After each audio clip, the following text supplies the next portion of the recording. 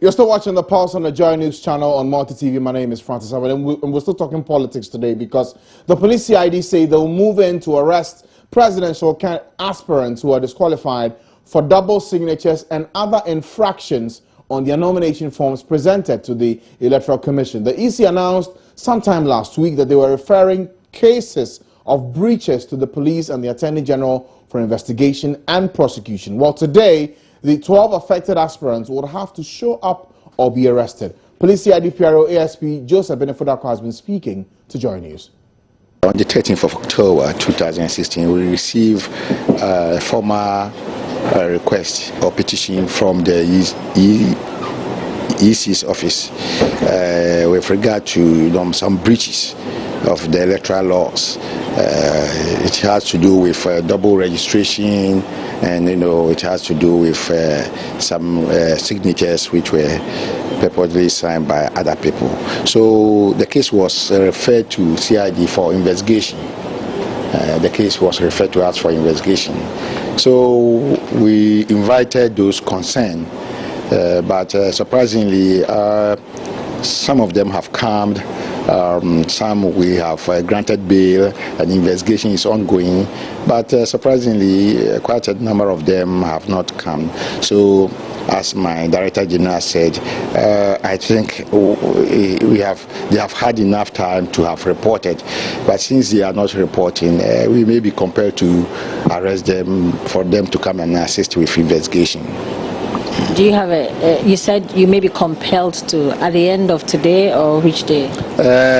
Probably at the end of today, but my information even as of now is that some of them have started the reporting, and some of them have also indicated that they will be coming from this afternoon, and so we hope that they report. But if they don't, I think you agree with me that we have given them ample time to report. Maybe we have to act. So if by the close of the day, those who have not given any reasonable cause for not reporting, we will be compelled to go after them. Okay, so you talked about some of them you have granted bail, those who have reported. Can you tell us the other actions you have meted out to the others who have not been granted bail? Actually, all those who have reported have been granted bail. What does it mean? When they are on bail, it means they report periodically for us to continue with the investigation. So those who have reported are on bail, reporting for us to continue with the investigation. Our problem and concern was those maybe who have not yet reported. I think they have to report so that we can, conduct our investigation. But if they fail to do that, then as indicated, we will arrest them for them to assist with investigation. There are some breaches, and we have to investigate, after which we would present our report to the AG's office for directives and instructions as to what to do. So our beef is the investigation. We have to find out if yes, breaches or offenses were committed, and then thereafter we present the report to AG, who will give directives or who will prosecute themselves. So after our investigation, we will send the report to the AG's office. So let's see, by close of day today, we'll check out and find out which candidates were able to make it to the police CID office and what happens next. Already we know that if for those who don't appear at all, they could be arrested, but let's see if that happens in subsequent days to come. Still staying with politics, in spite of the repeated warnings, and I'm sure you've heard it a number of times from the National House of Chiefs, traditional rulers continue today to endorse presidential candidates. On their nationwide campaign tours, both candidates of the NPP and the NDC had earned almost the same number of endorsements, and it depends on who's counting. And this week, the 58 chiefs of Echima Kwanwoma stunned the nation when they threw their weights behind the NPP presidential candidate Nana Adodankwa Akufo-Addo, giving him the largest number of endorsements any candidate has enjoyed in recent times. Here is a breakdown of the chiefs who have endorsed the NDC and NPP presidential candidates this year.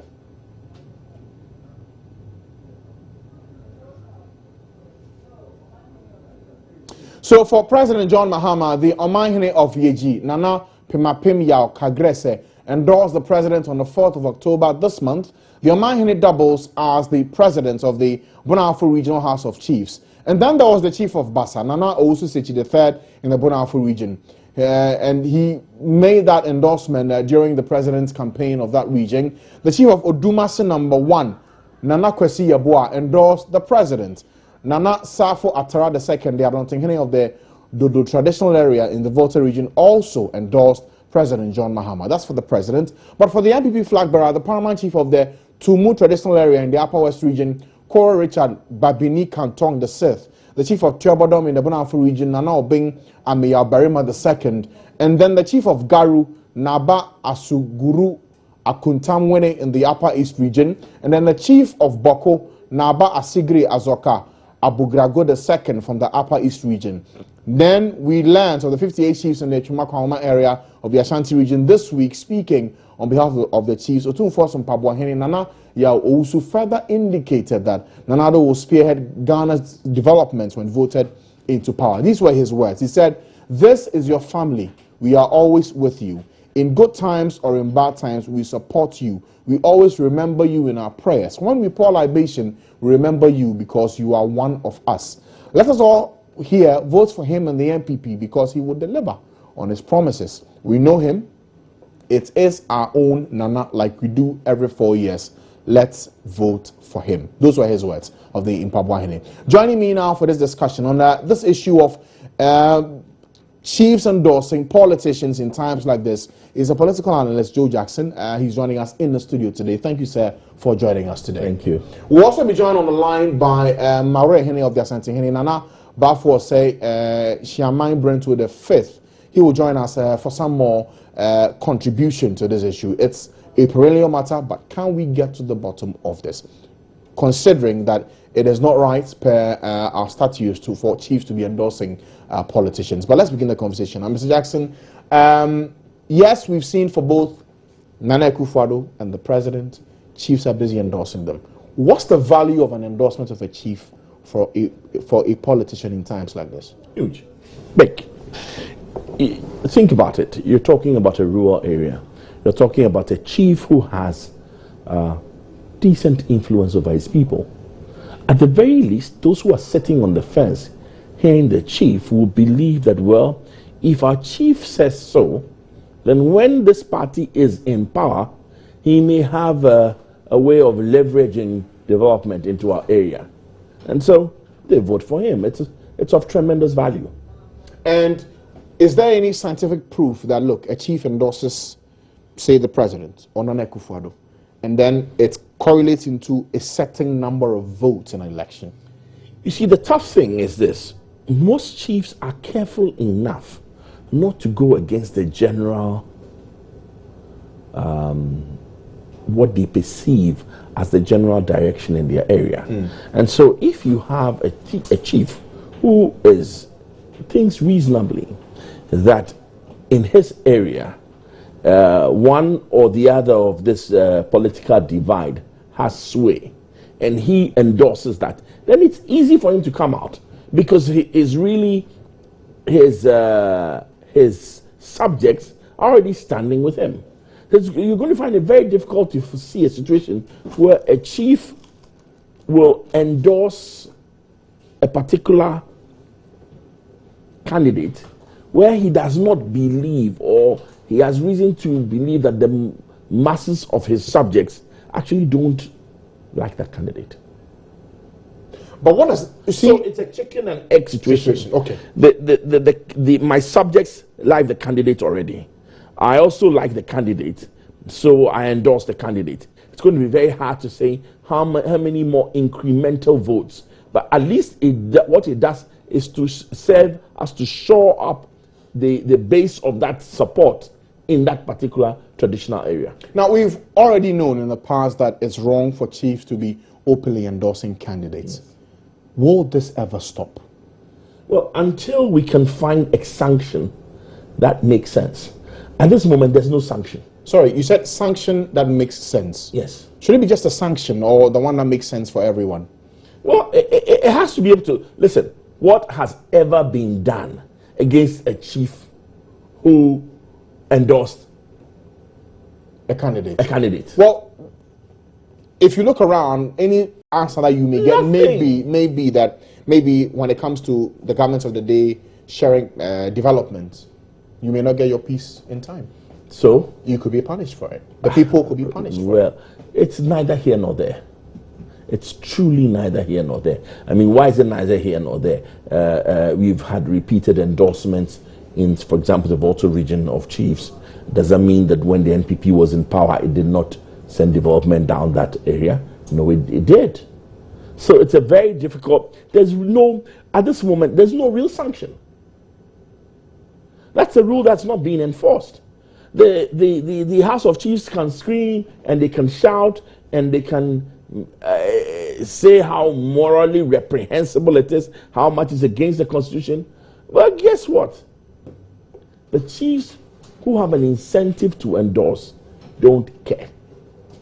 They don't care. They don't care. No, but you see, much as you present the picture as clearly one of, it's my power, I decide what I say and down the repercussions. Is that not bad for our politics? No. Because wait, hold on. Two things. We're not talking about whether it's bad for the politics or not. That's a completely separate discussion. Yeah. What we are saying is that why does it continue? And why will it continue? It will because there's no sanction. Okay, but you agree that it's bad for the politics? It's bad for the politics. I agree with that. That's why the framers of our Constitution in their wisdom said chiefs should not engage in partisan politics, right? But the reality is that there's no real sanction against. Have we ever had a chief who's had to step down because he endorsed someone? No. Chiefs have stepped down if they want to go to parliament or they want to take a political appointment, but that's a choice they make.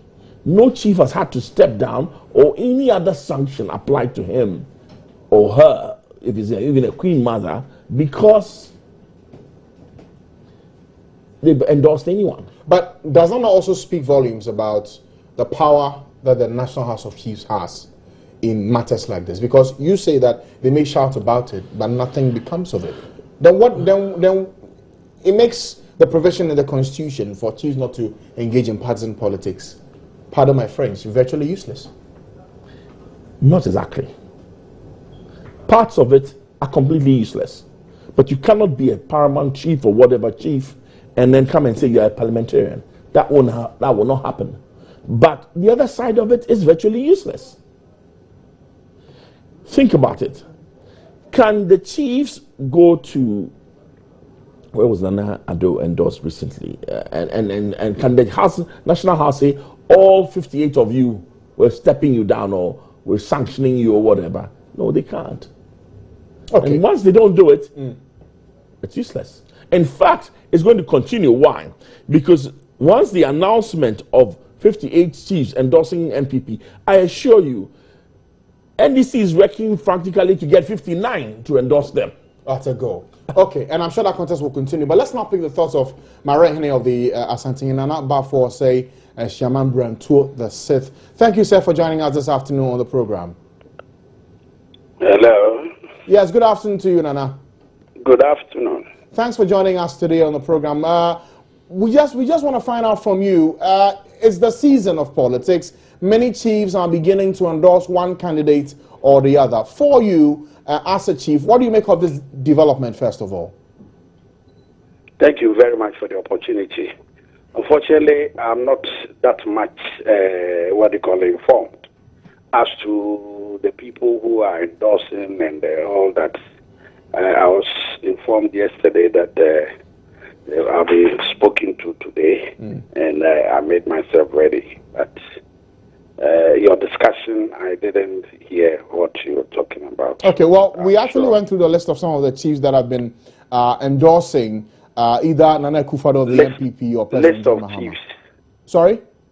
You said you went through the list of chiefs. Yes, who have been endorsing candidates for either the NPP or the NDC. And with your permission, let me just go through some of them right now for your benefit. Okay. For the president, there is the Omanhene of VAG, Nana Pemiyao Kagresa. He endorsed the president on the 4th of October this year. And then the Omahine, we also know, doubles as the president of the Bonafo Regional House of Chiefs. And then there was the chief of Basa, Nana Osusechi III in the Bonafo region.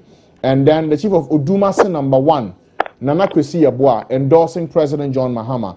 Nana Safo Atara II, Adontinghine of the Dodo traditional area in the Volta region, also endorsed the president. For Nana Akufo-Addo, on the other hand, the paramount chief of the Tumu traditional area, Koro Richard Babini Kantong VI, endorsed him. Chief of Tiabadom in the Bonafo region, Nana Obeng Amiyao Berima II, also endorsed him. The chief of Garu, Naba Asuguru Akontamwene in the Upper East region, also endorsed him. And then we learned of this week, one in the Ashanti region, 58 chiefs in the Echumakwaoma area endorsed Nana Adodankwa Akufo-Addo, and speaking on their behalf was Otumfuos Mpabwahene, Nana Yaw Owusu. So that's the list for you there, Nana. Anyway, that's a very, very serious issue, and I believe that I'm sure you've done a lot of justice to it. First of all, I would want to clarify, the significance of endorsement. I'm sure you are concerned about the constitutional provision that it debars chiefs for engaging in politics. That is partisan politics. And I'm sure that is what probably has prompted all this impasse. But to be sure, if endorsement means engaging in politics, I would definitely say that is bad. But if it means, something else, the person has faith and believes that that person can continue. But from my personal view, and I wouldn't want any attachment to my name. My name is Marehene in the Kumasi Traditional Council. I'm Dr. Anthony Osei. I'm also a journalist, a publisher of newspapers and health magazines. Personally, I do not have any concern about people endorsing. People who engage in partisan politics definitely go contrary to the laws of the country. If you are, as it were, related in a way, whatever, with a presidential candidate, or if somebody has done something to you that you believe that the person is the right direction in the development of your area and what have you, I have no qualms about it. You see, for me personally, I was a member of the New Patriotic Party. I was a founding father of the New Patriotic Party in 1992. I was part of the team that set up, and I became chief in 1995. I got off, partisan politics at the time. Most of the NPP people are my friends. My home have been visited by a lot of them, from Nana Akufo-Addo to President Kufuor to Paula Foko, Alan Chabatin, who I happened to be advisor during his campaign times. But to be frank with you, such people, I don't know whether the word will be endorsement. I know what they stand for. Like presently, as I speak, I have read thoroughly the manifesto, the statement that Nana Akufo-Addo issued, with his manifesto, and I'm so delighted about it. If I say that I endorse Nana Akufo-Addo, I believe that will, it has nothing to do with me supporting Nana Akufo-Addo. Definitely, I'll vote for him, and it has. I don't think my association with him doesn't mean that my endorsement should also allow my subjects. My subjects don't even know that all the things that I'm talking about, and it should not have any effect. And now we are lucky that from different sides, from the north, south, east, west, Ashanti, people are endorsing. So let it be. But if they come on campaign, they stand on platforms to campaign for these candidates. That I would think is bad. But I'm a very good friend of Green Street. I advise him, I talk to him, I tell him what to do. My mentor is Professor Dele, who is the chairman of CPP, and whatever they have to do to, I continue to do it. Okay, but here's the thing. Ghana, chiefs have a role. We had a role a long time ago, before the white men came in Asante to dislodge us from, the power that we had. And they introduced politics into our country, and it's been taken over by them. For 50 years, 60 years, a lot have been going on in our country. And I don't know, because of Constitution, we are debarred from even speaking our minds. If you endorse somebody, I personally do not see anything wrong with it, because what the person is talking about. If you tell your people, don't vote for this one, but vote for this, and you go out there and campaign, definitely that will not be, that will be contrary to the tenets of the Constitution. But there was a letter in spirit about what is going on. It is not just the election that chiefs, and for that matter, the good people of Ghana, should be worried, and as it were now, all our resources are geared towards December and the elections that we are going to take part. Nana, if I may just interrupt and ask this question, because I need clarity. Yes, I'm saying that, Nana, I just need clarity on something. Based on what you just said. The line is very faint. Your line, I don't know whether mine is also very faint. No, I can hear you perfectly. But let me ask. I was asking a question in relation to what you just said. You say that there's nothing wrong if chiefs say that they are in support of one candidate or another, but not openly going to campaign for them. There was a reason why the Constitution debarred chiefs from engaging in politics. Reason? I'm saying there's a reason for which it was placed in the Constitution that chiefs should not engage in active partisan politics. You're saying that provision in the Constitution that is what, should be when left I out? started, I wanted you to define for me endorsement and engaging in active partisan politics. Well, endorsement is an element in active participation in partisan politics. Because if you say someone should be voted for, that's like campaigning for the person. Endorsement, I see endorsement that this man has the capability, this man is endowed enough to lead the country. And that is your personal feeling. If you go further and stand on the platform and say that because I feel that you should vote for him, and then you force your subject that if you don't vote for him, I will eject you from my,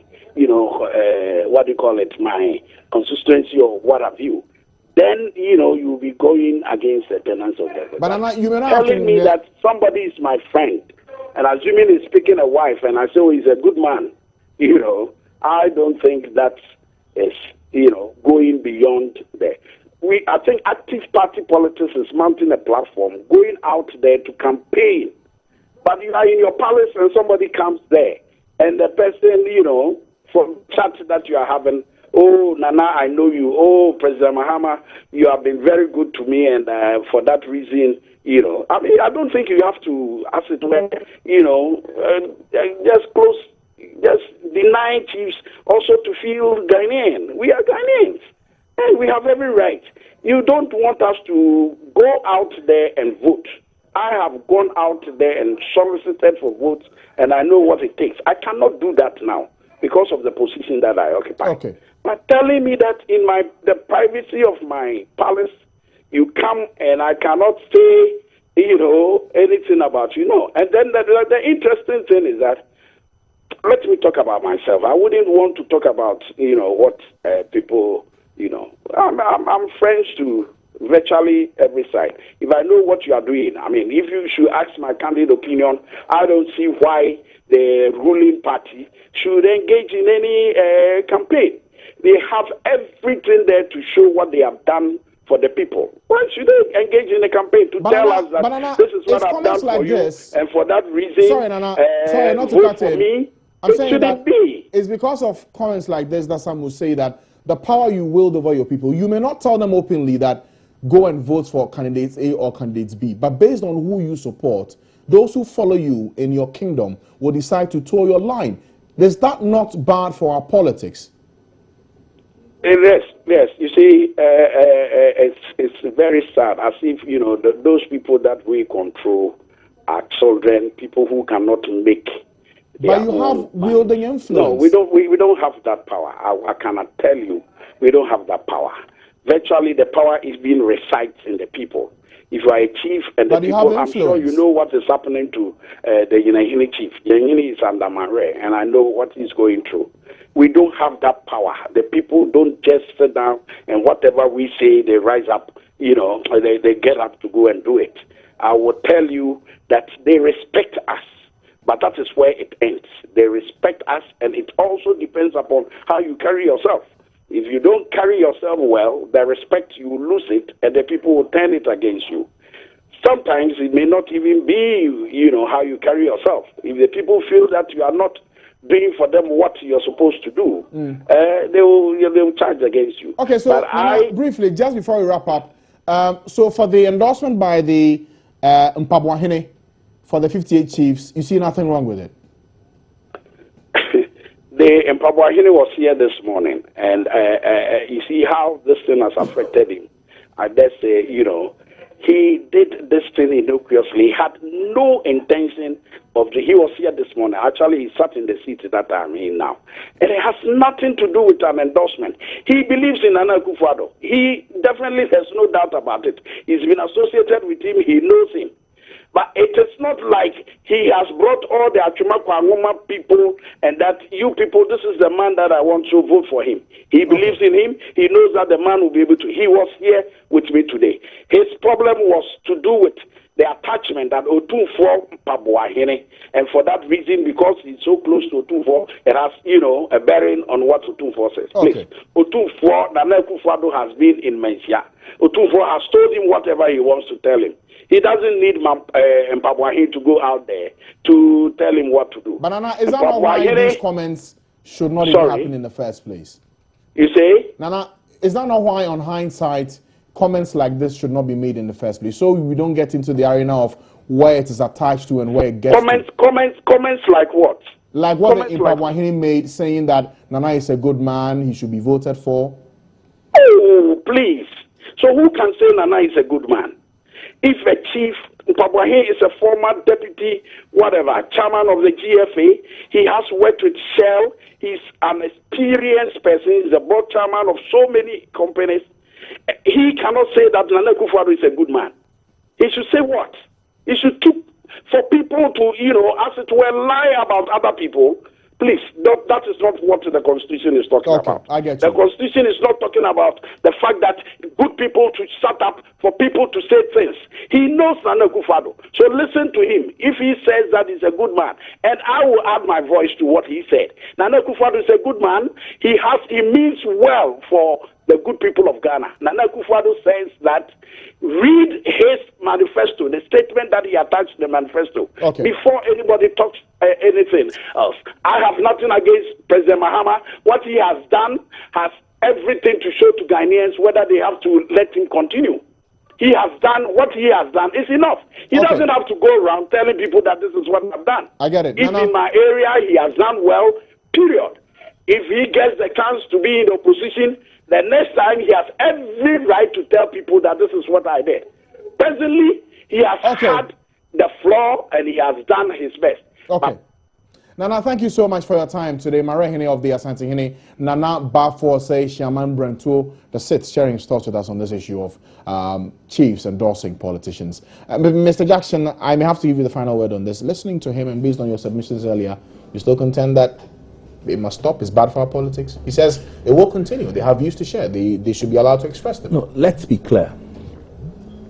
We want to have chiefs who can step in if our partisan politics breaks down and act as impartial peacemakers. Now that's very key. That was the thought behind, and to retain the dignity behind the chieftaincy. Now, because of that, the framers of the Constitution say, do not come out and engage in partisan politics. Now, listen, a chief is a Ghanaian as much as any one of us, right? I don't know anything about any of our chiefs, but each chief I will expect should vote. He's a Ghanaian, and it is both your right and your responsibility to vote, which means that we expect that each of them will have an opinion. If I go to a chief and he expresses his opinion to me in private, I have absolutely no problem with that. But in public, it changes. But when you, let's listen to this very carefully.